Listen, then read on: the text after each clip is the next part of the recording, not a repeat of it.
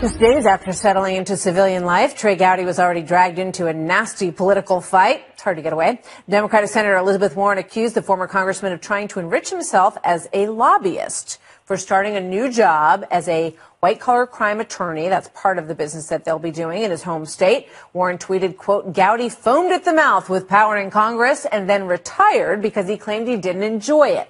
Now it's clear Trey Gowdy just wanted a fat lobbyist paycheck. That should be illegal. Here now exclusively, Trey Gowdy, former House Oversight Committee chairman, now a partner at Nelson Mullins Law Firm in South Carolina, joins me now. Good to see you, Mr. Gowdy. Thank you for being here tonight. You too. So you reacted to that on Twitter. Let's pull up what your reaction was to Elizabeth Warren.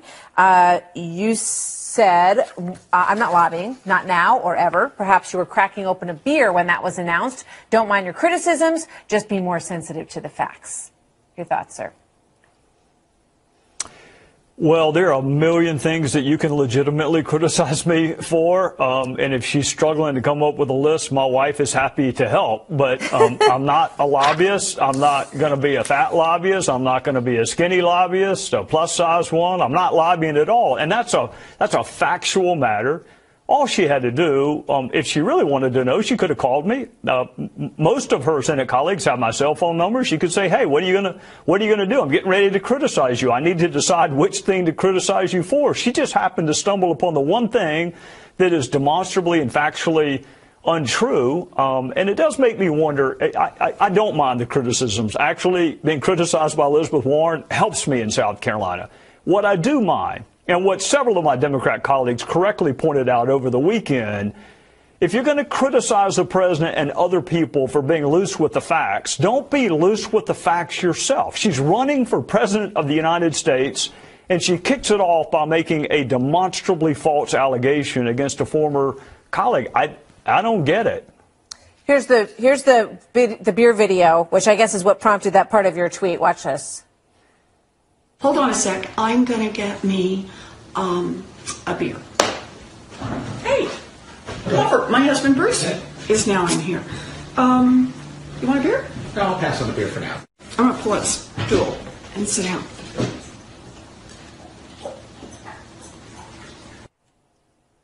I don't know. We just played it because you mentioned it in your tweet and because it's hilarious. I mean, why? It sounded so natural.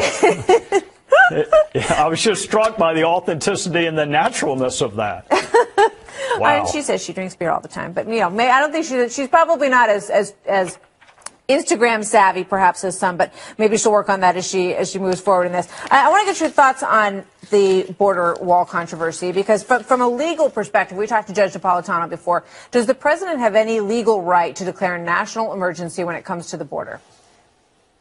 Boy, the president has broad legal rights when it comes to national emergencies. I don't think that's the route he's going to go. I think he's looking for a willing negotiating partner. And Martha, when the folks across the table think that I should be disbanded and the Border Patrol gasses with intent children and any physical boundary is nativist and racist, that's a tough bargaining position if that's who's across the table. So I think he's looking for leverage. I was with Lindsey Graham a lot yesterday, and one thing I hope my Republican colleagues, former colleagues, the point they'll make is lots of Democrat senators voted for physical boundary funding in the past. What changed? I mean, are the cartels no longer an issue? Is the drug epidemic over? Is no one showing up at the border? Why did you vote for it in the past? But now you think it is nativist and xenophobic. And I have yet to hear a Democrat answer that question with conviction. Here's Lindsey Graham on Face the Nation. Watch this. We're having to negotiate with people who want to abolish ICE, not support ICE.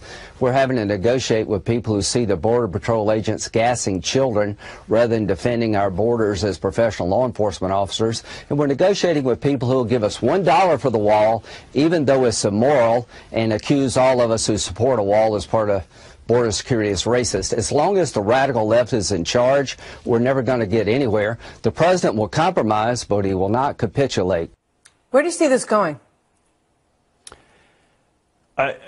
I don't see how it, I mean, the Democrats have said they're not going to spend $1, not $1 on a physical boundary. And I don't think President Trump and Mulvaney and my Republican former colleagues, I don't think that they're going to capitulate, to use Lindsey's word, and pass an appropriations bill that doesn't have funding for it. So that gets me back to, if you thought it was a good idea in the past, if you voted to fund it in the past, what has changed? In the court of public opinion, which is where this will be settled, I think my fellow citizens are open to, well, if you liked it in the past, why don't you like it now? And what metric is different? And I don't think anyone's going to argue that the border is more secure and better off and that we have fewer problems and fewer enemies than we did when the Democrats voted to fund the wall in the past.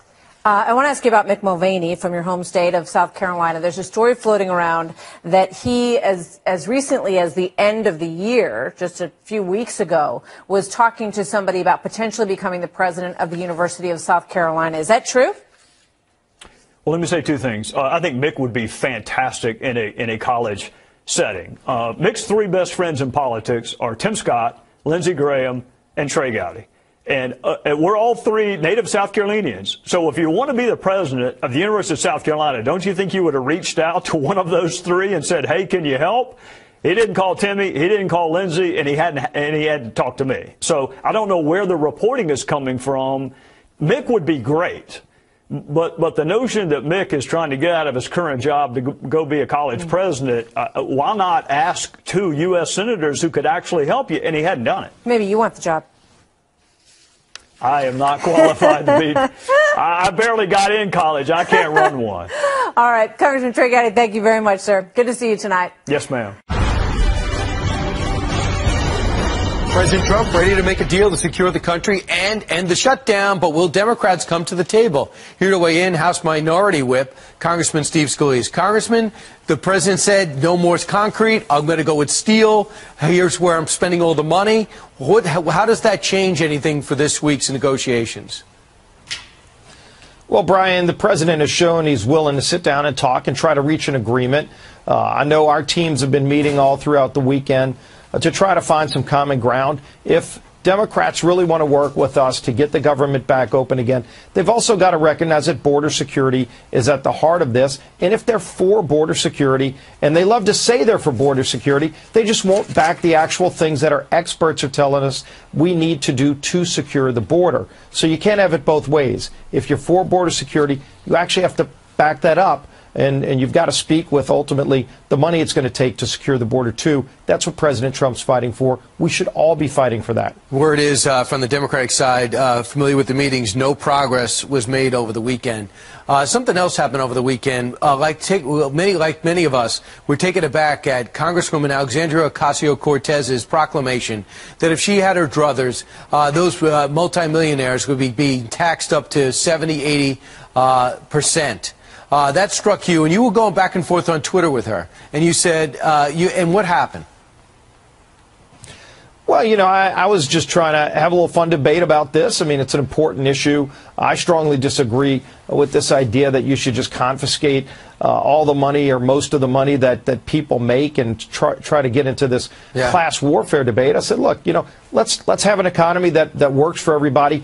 By the way, our tax rates, the fact that we cut taxes, is creating jobs. It's helping rebuild our middle class, those very hardworking families. And, you know, once we started getting into this Twitter back and forth, a lot of her followers started making some very inappropriate references and comments, and I said, you know what, I'm not going to have this debate here. Yeah, and when you say inappropriate, with you on the House floor. Everybody knows you were shot, almost killed. Miraculous story that you weren't, thank goodness. And all of a sudden, these followers are saying they're going to snipe you. And you wrote this back to her. Hi, Alexandria Ocasio-Cortez. Happy to continue this debate on the floor of the People's House, but it's clearly not productive to engage here with some of your radical followers. Hashtag stay classy. So you got threats. Did she call you, contact you in any way? No, I haven't heard from her yet. And do you think it's inappropriate that she didn't? Well, I'd like to see her stand up to this. Everybody ought to stand up to this kind of discussion. If somebody wants to have a debate about policy, that's what we're all about. That's what the First Amendment's all about. but you shouldn't threaten people. And if you got to threaten people to make your point, you've already lost. And when it comes to followers, you could stand up to that. Congressman Steve Scalise, thanks so much.